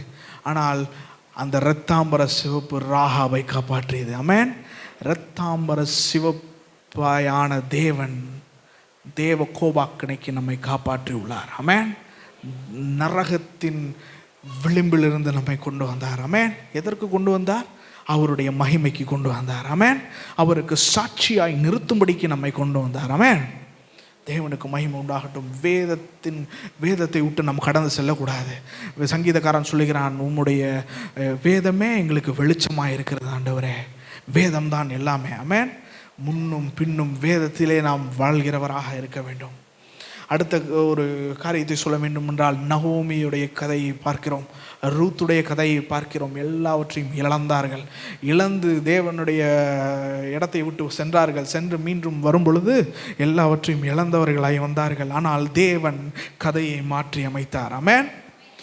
அநேகர் சொல்கிறாங்க, எனக்கு ஜாதகம் சரியில்லை என்று சொல்கிறார்கள், நட்சத்திரம் சரியில்லைன்னு சொல்லுகிறாங்க, அநேக அறியாத பாஷைகளெல்லாம் சொல்லுகிறார்கள். ஒரு வீடு, எனக்கு அறிந்த ஒரு வீட்டிலே செய்வினை வைத்து எல்லாம் நிலைமையும் மோசமாகி விட்டது அவர்களுக்கு. அநேக உடல் ரீதியாக இழந்தார்கள். ஆனால் வேதம் ஒன்று சொல்கிறது, யாக்கோபுக்கு விரோதமான மந்திரவாதம் இல்லை, இஸ்ரவேலுக்கு விரோதமான குறிசொல் எல்லாவற்றையும் மாற்றுகிற தேவன் ஒருவர் இருக்கிறார். எல்லாம் உங்களுக்கு எதிரான கையெழுத்துக்களை மாற்றின தேவன். ஆமென். உங்களுக்கு ஒரு நட்சத்திரம் அதெல்லாம் சொல்லலாம், அந்த நேரத்தில் இறந்தவர்களை எல்லாம் காமிக்கலாம். ஆனால் நீங்கள் என்றைக்கு இயேசு கிறிஸ்துவை ஏற்றுக்கொண்டீர்களோ தேவனுடைய ராஜ்யத்தில் புது வாழ்க்கை உங்களுக்கு பெறப்பட்டது. ஆமென். நமக்கு இனி நல்ல நேரம் கெட்ட நேரம் இல்லை, நமக்கு எல்லாமே நல்ல நேரம் தான். ஆமென். இரட்சகர் நம்மோடு இருக்கிறார். ஆமென். அது நன்மை தீமையாகவே இருந்தாலும் நன்மையாக மாற்றுகிற தேவனாக இருக்கிறார். ஆமென். அதான் பவுல் அங்கே எழுதுகிறான். கடைசி ஒரு உதாரணத்தை சொல்ல வேண்டும் என்று விரும்புகிறேன். யோசேப்பு, அவன் மீது குறைவுகள் இருந்திருக்கலாம். அநேக பொய் சாட்சிகளை கொண்டு சூழ்ச்சி செய்து அவரை மீண்டும் மீண்டும் சிறையில் அடைத்தார்கள். இல்லாத ஒன்றை இருப்பதை போல் சொன்னார்கள். அநேக துரோகத்தின் நிமித்தம் வந்தான். கூட உடன் பிறந்தவர்களும் சரி, உடன் இருந்தவர்களும் சரி, மீண்டும் மீண்டும் அவனுடைய ஆடையை தான் எடுத்தார்கள் அவனிடத்திலிருந்து. அவனுடைய மதிப்பை குறைத்தார்கள். அவன் தகப்பன் வீட்டில் ஒரு நல்ல இடத்தில் இருந்தவன் கடைசியில் ஒரு சிறைச்சாலை கைதியாக எடுத்து செல்லப்படுகிறான். தகப்பன் அவனோடு போக முடியவில்லை. ஆனால் வேதத்தில் அவர் எழுதி வைத்திருக்கிறார், கர்த்தர் யோசேப்போடு இருந்தார், அவன் வர வர விருத்தி அடைந்தான். ஆமென். ஆனால் விருத்தி அடைந்த இடமும் நல்ல இடம் இல்லை. சில நேரங்களில் வறுமை வந்தாலும் வறுமையில் உங்களை ஆசீர்வதிப்பார். ஆமென். வறுமையில் எப்படி ஓடுதுன்னு உங்களுக்கு தெரியாது, ஆனால் ஓடும். பெட்ரோல் இல்லை, 100 கிலோமீட்டர் அடுத்த 100 எப்படி போகும் தெரியாது, ஆனால் போகும் காரு. தேவன் அதிசயமான வழியில் நடத்துவார். ஆமென். கடைசியில் ஒரு ராத்திரி தான், ஒரே ராத்திரி சிறைச்சாலை கைதியாக இருந்தவன் அரண்மனையில் ராஜாக்கு பக்கத்தில் போய் அமர செய்தார். ஆமென். உலர்ந்த எலும்புகளை அனுபவம். அவனுடைய தரிசனங்கள் உலர்ந்த எலும்புகள் ஆகிவிட்டது. நான், ஆண்டவரே எனக்கு தரிசனம் தந்தீரே, ஏன் நடக்கவில்லை என்று கேட்கிற ஒரு அனுபவம் இருக்கும். ஏன் நடக்கவில்லை என்கிற ஒரு கேள்வி அவனுக்கு இருந்திருக்கும். எல்லாம் எதிராக காணப்படுகிறதே, தரிசனத்தை காட்டாமலே இருந்திருக்கலாமே என்று ஜெபித்தது இருக்கும் அவனுக்கு. நீதி உள்ள தேவன் ஒருவர் இருக்கிறார். ஆமென். யோசேப்பின் நிலையை மாற்றின தேவன், ராஜாவோடு அமர செய்த தேவன். ஆமென். தேவன் மகிமைப்படுவார். ஒரு ராத்திரி தான் பாலான அவைகளை கட்டியல். இதையெல்லாம் ஏன் தேவன் செய்கிறார் என்று நமக்கு ஒரு கேள்வி வருகிறது இல்லையா? ஒரு நேரம் கூட ஏசாயா 49:19 வாசிக்கும்படி கேட்கிறேன். அப்பொழுது உன் வனாந்தரங்களும் உன் பாலிடங்களும் நிர்மூலமான உன் தேசமும் இனி குடிகளின் திரளினாலே உனக்கு நெருக்கமாயிருக்கும். உன்னை விழுங்கினவர்கள் தூரமாவார்கள். Price the lord. ஆமென். இது ஏசாயா தீர்க்கதரிசியால் எழுதப்படுகிற ஒரு காரியமாக இருக்கிறது. மீண்டும் வாசிக்கும்படி கேட்கிறேன். ஏசாயா 61:4. அவர்கள் நெடுங்காலம் பாழாய் கிடந்தவைகளை கட்டி பூர்வத்தில் நிர்மூலமானவைகளை எடுப்பித்து தலைமுறை தலைமுறையாய் இடிந்து கிடந்த பாழான பட்டணங்களை புதிதாய் கட்டுவார்கள். தலைமுறை தலைமுறையாய் 2000 வருஷம் இஸ்ரவேல் ஜனங்கள் பாழானாய் போய்விட்டார்கள். இன்னும் எவ்வளவு காலம் என்று அறியவில்லை. ஆனால் மீண்டும் கட்டி எழுப்புவார்கள். ஆமென். இஸ்ரவேல் தேவ ஜனங்களுக்கு தேவன் சொல்லுகிறார், அநேகர் பார்த்து விட்டு சென்று விட்டிருக்கலாம். இந்த குளத்தில் அநேக காலங்களுக்கு முன்பாக தண்ணி நிறைந்தது, மிகுந்த பசுமையாக இருந்தது, இன்று எல்லாம் எடுத்துக்கொள்ளப்பட்டது என்று அதை மீண்டும் நிரப்புகிற தேவன் ஒருவர் இருக்கிறார். ஆமென். அதற்கப்புறம் சொல்ல வேண்டும் என்றால் சொல்கிறேன், எந்த இடத்தில் நகைக்கப்பட்டார்களோ அந்த இடத்தில் அன்னாளை உயர்த்தினார். ஆமென். தேவன் செய்கிற காரியம் அதிசயங்களாக இருக்கிறது. ஆமென். தேவன் மகிமைப்படுவாராக. இதை எல்லாம் பாழான காரியங்களை, ரூயின்ஸ் என்கிற வார்த்தைக்கு அர்த்தத்தை தேடினேன். அது என்ன சரியான நிர்மூலமாக்கப்பட்டது, இனி அதை கட்டி எழுப்ப முடியாதது, எல்லாம் போனது, அதற்கு ஒரு ஹோப்பே இல்லை, அதற்கு ஒரு நம்பிக்கையே இல்லாத ஒரு சூழல் என்று சொல்லப்படுகிறது தான் நிர்மூலமாக்கப்பட்டது என்பதற்கு ஒரு வார்த்தை எபிரேய சொல்லில் நல்லா தெளிவாக சொல்லப்பட்டிருக்கு. It's a ruin, it's ruins. எல்லாம் ராகாவும் அதை தான் நினைத்திருப்பாள், ரூத்தும் அதை தான் நினைத்திருப்பாள், யோசேப்பும் அதை தான் நினைத்திருப்பான். ஆமென். அநேகர் இங்கே உட்கார்ந்திருக்க அநேகர் நினைத்து கொள்ளலாம், பார்த்து கொண்டு இருக்கிற அநேகர் நினைத்து கொள்ளலாம் எல்லாம் முடிந்தது என்று. ஆனால் முடிவிற்கு விடுவு தருகிற தேவன் ஒருவர் இருக்கிறார். ஆமென். மருத்துவர் முடியாது என்று சொல்லட்டும், அநேக பிரச்சனை இது இனிமேல் முடியவே செய்யாது என்று சொல்கிறவர் இருக்கட்டும், அவர்கள் சொன்ன பிறகுதான் தேவனுடைய வல்லமை அங்கு செயல்பட ஆரம்பிக்கும். ஆமென். தேவன் மகிமைப்படுவாராக. இதையெல்லாம் ஏன் செய்கிறார் என்கிற ஒரு கேள்வி இருக்க வேண்டும். ஆமென். இதையெல்லாம் ஏன் தேவன் செய்கிறார்? முதலாவது பாவத்தை மன்னிக்கிறார், மீண்டும் எல்லாவற்றையும் கட்டி எழுப்புகிறார், ஏதேன் தோட்டத்தை போல் மாற்றுகிறார். ஏன் அதை செய்கிறார் என்கிற ஒரு கேள்வி இருக்க வேண்டும். ஏன் தேவன் அதை செய்கிறார் என்ற கேள்வி. இதையெல்லாம் செய்கிறது நாம் வாழ்க்கைக்கு நம்மை புகழ்வதற்காகவா? இல்லை. அதிலே பதில் வருகிறது, இது நான் செய்தேன், நான் தேவன் என்று அறிந்து கொள்வார்கள். என் நாமத்தை நீங்கள் தவறாக பயன்படுத்தி ஒரு துன்மார்க்கர்களுக்கு முன்பாக தவறாக வாழ்ந்து விட்டீர்கள். யூ ப்ரொஃபைன் மை நேம், என்னுடைய நாமத்திற்கு இகழ்ச்சி உண்டாகும்படிக்கு வாழ்ந்து விட்டீர்கள். ஆனால் நானோ அதை மீண்டும் யார் என்று நான் தெரிவிப்பேன். ஆமென். அதில் மீண்டும் மிக அழகாக சொல்கிறார், I the Lord has said it and I will do it. நான் கர்த்தர், நான் சொல்கிறேன், நான் அதை செய்வேன். ஆமென். மனிதர்களால் செய்ய முடியாத காரியம் இருக்கலாம், தேவனே சொல்கிறார். அதை ஏன் செய்கிறேன் என்றும் சொல்கிறார். உங்களை கொண்டு அவர் மகிமைப்படுகிறதற்காக செய்கிறார். ஆமென்.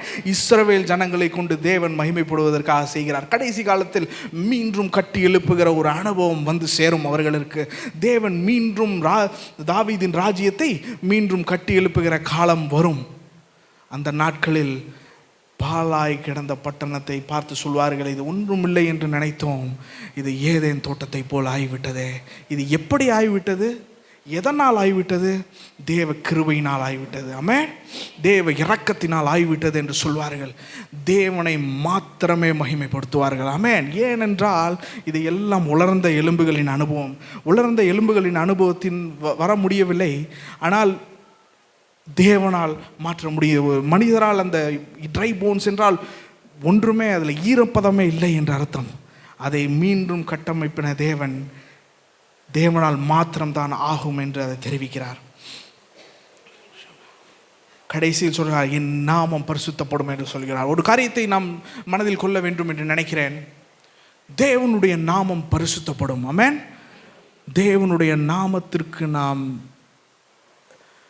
உதாரணத்துக்கு சொல்ல வேண்டும் என்றால், நாம் கிறிஸ்தவர்கள் என்று சொல்லிவிட்டு உலகத்திற்கும் நமக்கும் வித்தியாசம் இல்லாமல் வாழ்ந்து கொண்டிருந்தால் தேவனுடைய நாமத்தை தூஷிக்கிறவர்களாக இருக்கிறோம் என்று அர்த்தம். ஆமென்.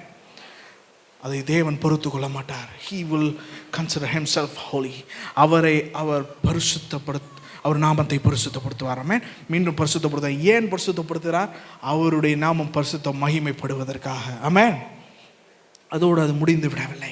சபைக்கும் அதை தான் சொல்கிறார். லாசரு இறந்து விட்டான், எல்லாம் போய்விட்டது.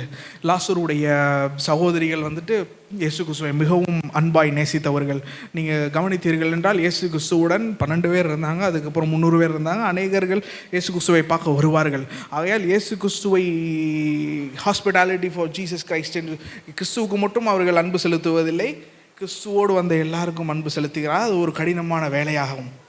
ஆனால் என்ன கவனிக்க வேண்டும் என்றால், இப்படி ஒரு நேசித்த ஒரு குடும்பத்திலிருந்து ஒரு செய்தி வருகிறது, கிறிஸ்துவுக்கு உம்முடைய நண்பர் இறந்து விட்டார் என்று. கிறிஸ்து எதுவும் செய்யவில்லை. ஆனால் சில நாட்கள் கழித்து போனார். ஆனால் அந்த நேரத்தில் அந்த வீட்டில் உலர்ந்த எலும்புகளின் அனுபவம் இருந்தது. அங்கு இருந்த 2 சகோதரிகள், ஆண்டவரே நீர் எங்களோடு இருந்திருந்தால் இது எல்லாம் நடந்திருக்காதே என்று சொல்லார். கிதியோனின் குரல் இங்கே துணிக்கப்படுகிறது. ஆமென். நாமே அநேகரை யோசிச்சிருக்கோம். கடைசியில் அவர் சொல்கிறாரு, இல்லை, நானே வழியும் சத்தியும் ஜீவனுமாக இருக்கிறேன், என்னை நம்புகிறவன் இறந்தாலும் மீண்டும் பிழைப்பான், ஆமென், செத்தாலும் பிழைப்பான், அப்படி சொல்கிறார். இந்த தேவன் மீண்டும் அவனை உயிரோடு எழுப்பி கொண்டு வருகிறார். ஆமென். மிக அற்புதம். இது ஏன் நடந்தது? தேவனுடைய மகிமைக்காக நடந்தது என்று பார்க்கிறோம். அன்பானவர்களே, 3 காரியம் சொன்னேன். நேரம் கடந்து விட்டது. முதலாவது பாவம் மன்னிக்கப்பட்டது. 2வது மீண்டும் கட்டி எழுப்புகிற அனுபவம். உலர்ந்த ruin shall be rebuilt. நிர்மூலமானவைகள் கட்டி எழுப்பப்படுகிறது. 2வது. 3வது தேவனே மகிமைப்படுகிறார் அதில். ஆமென். எப்பொழுதுமே நம்மளுடைய ஜெப வாழ்க்கையில் மனம் திரும்புதல் இருக்க வேண்டும். ஆகையால் ஆதாமே எங்கேன் கேட்ட தேவன் என்றும் நம்மை கேட்டுக்கொண்டிருக்கிறார். கடைசியாக ஒரு 3 காரியம்தான் இந்த செய்தியிலிருந்து சொல்ல வேண்டும் என்றால், தேவன் உண்மை உள்ளவராக இருக்கிறார். ஆமென். God is faithful. ஆமென். அவர் அநேக இஸ்ரவேல் ஜனங்களை ஒரே நேரத்தில் தள்ளவில்லை. ஆமென்.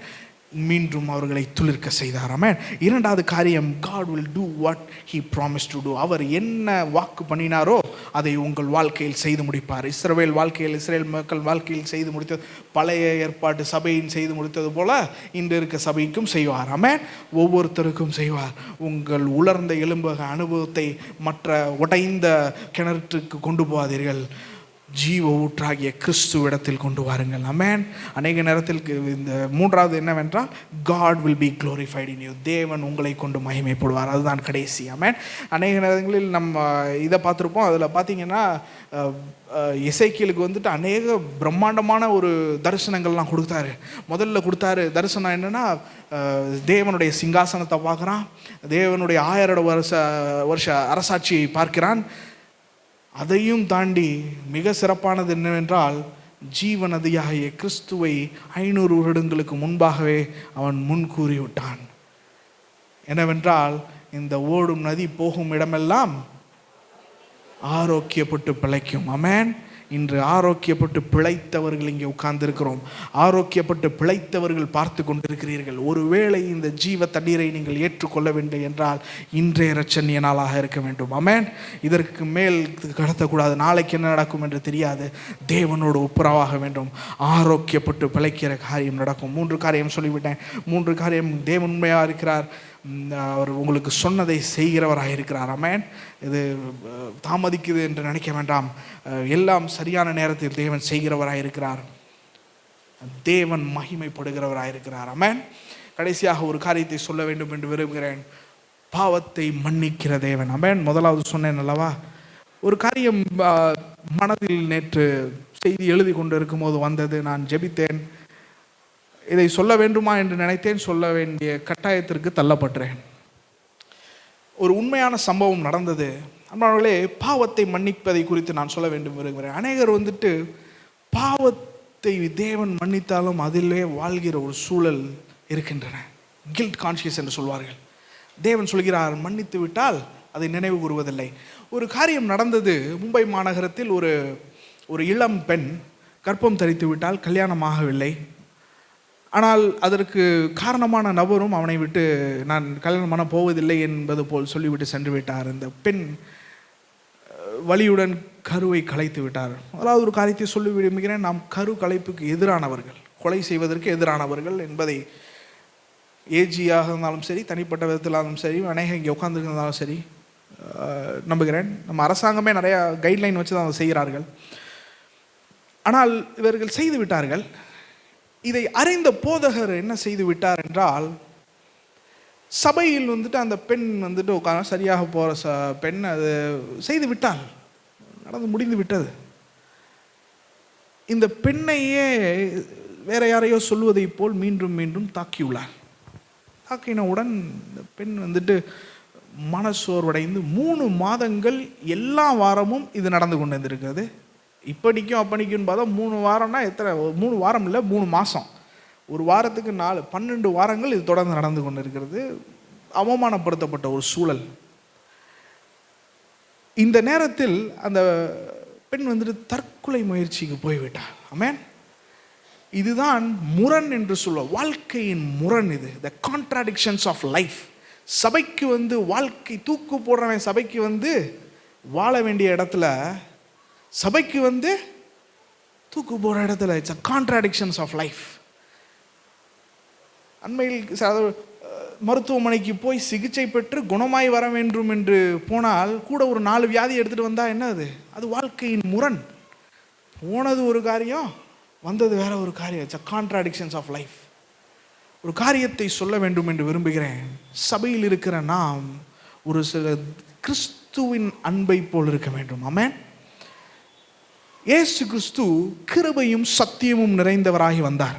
அவரிடத்தில் கிருபை இருந்தது, ஆனால் சத்தியமும் இருந்தது. சத்தியம் இருந்தது, அதனோடு கூட கிருபையும் இருந்தது. உதாரணத்துக்கு சொல்ல வேண்டும் என்றால், ஒரு பாவம் செய்த பெண்ணை கொண்டு வந்தார்கள். கல்லெறிய சொல்லி கேட்டார்கள். உங்களில் தகுதியான ஒருவன் முதலாவது கல்லை எறிங்க, அப்புறம் எல்லாரும் எரிஞ்சுக்கலாம் என்று சொன்னார். தகுதியான ஒருவர் இவர்தான், கிறிஸ்து ஒருவர் தான். ஆனால் அவர் எரியவில்லை. அவர் சொன்னார், அதே போல் நீ போமா, நான் மன்னிச்சிட்டேன்னு சொல்லலை. நீ போ, இனி பாவம் செய்யாத. இதை தான் என்ன சொல்வார்கள் என்றால், இட்ஸ் அ ரிடம்டிவ், வாழ்க்கை திருப்பு முனையாகப்படுகிறது. அந்த போதகருக்கு இருந்த ஆவி தேவ ஆவியா இல்லை மாம்சத்தின் ஆவியா என்று யோசிக்க வேண்டும். ஆமென். என்றைக்குமே நான் ஒரு காரியத்தை சொல்ல வேண்டும், நம் நம்பிக்கையை சபையின் மீது வைத்து வரக்கூடாது. நம் நம்பிக்கையை கிறிஸ்துவின் மீது வைத்து வர வேண்டும். சில நேரங்களில் சிலர் ஊழியம் செய்தாலும் அவர்கள் அதை அறியாமல் செய்து விடுகிறார்கள். அன்பார்களே, ஒரு காரியத்தை சொல்லுகிறேன். வெளிப்படுத்தலில் தேவ மனிதன் எழுதுகிறான், அக்யூசர்ஸ் ஆஃப் த பிரதரன் என்று எழுதுகிறான். சகோதரர்களை குற்றப்படுத்துகிற ஆவி. அது சாத்தானுக்குள்ள ஒரு குணம்.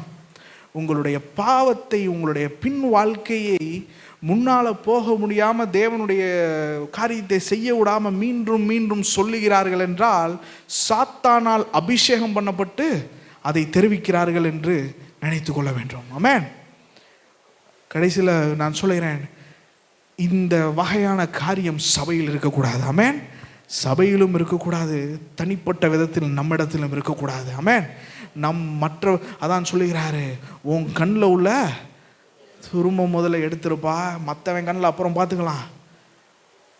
ஆகையால் நாம் எதையுமே சொல்லாமல் இருப்பதல்ல, பகுத்தறிந்து காரியங்களை செய்வது முக்கியம்.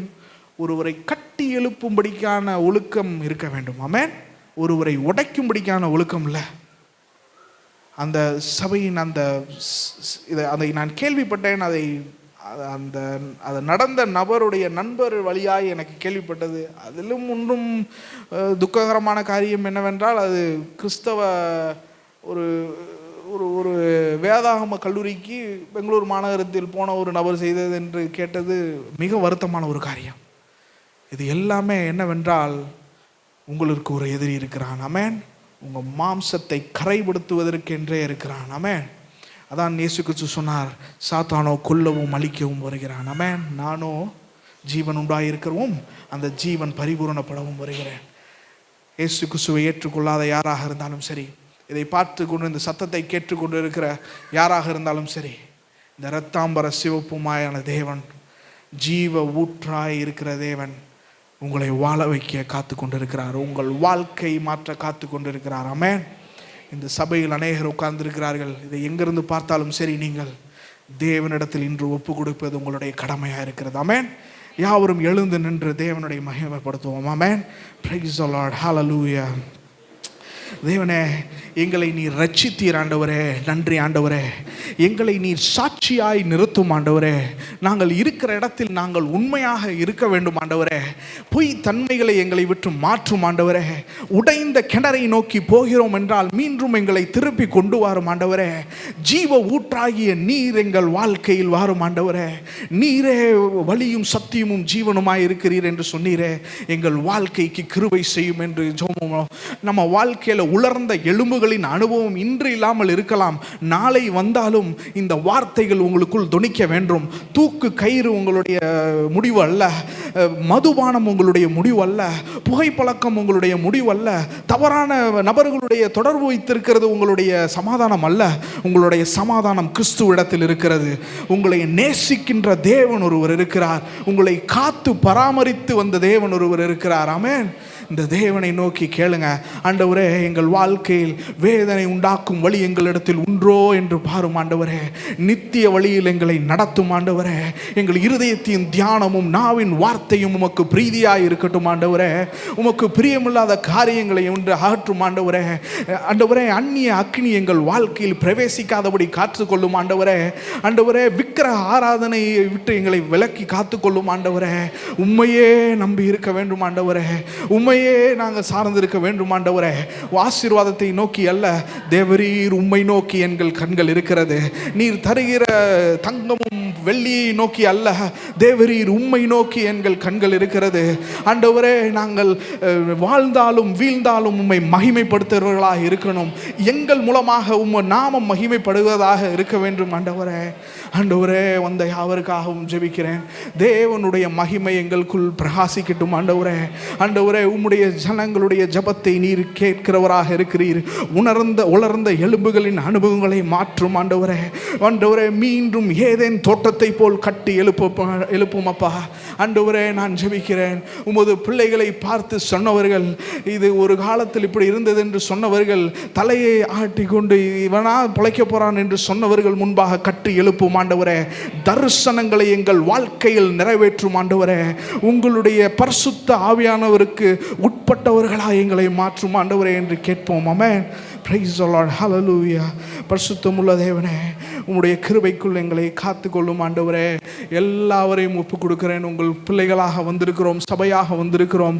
வணிகத்தில் இருக்கிறவர்கள் மற்றும் வங்கியில் வேலை செய்கிறவர்கள், மருத்துவர்களாக இருக்கிறவர்கள், சிவிலியர்களாக இருக்கிறவர்கள், ஸ்டூடெண்ட்ஸாக படிக்கிற நபர்கள் ஆண்டவரே, யாவரையும் உம்முடைய கரத்தில் தருகிறோம் ஆண்டவரே. வயோதிபர், முதியோர் எல்லாரும் நீர் கரத்தில் எடுத்துக்கொள்ளும். Lord, we pray for the health, oh God. உடல்நிலை, ஆரோக்கியம், என்ன தேவைக்காக வந்திருக்கிறார்களோ நான் அதை அறிய ஆண்டவரே. நீர் ஆவியானவர் அறிந்தவராய் இருக்கிறீர் தேவனே. நீர் அவர்களை பேசும், தனிப்பட்ட விதத்தில் ஒவ்வொருவரிடம் நீர் உறவாடும் ஆண்டவரே. தேவனுடைய மகிமை அவர்கள் மேல் தங்கட்டும் ஆண்டவரே. ஆண்டவரே, உம்முடைய வசனத்திற்குள் எங்களை காற்றுக்கொள்ளும் ஆண்டவரே. உம்மை விட்டால் எங்களுக்கு வேற வழி இல்லை. நீர் எங்களை கட்டி எழுப்ப வேண்டும்.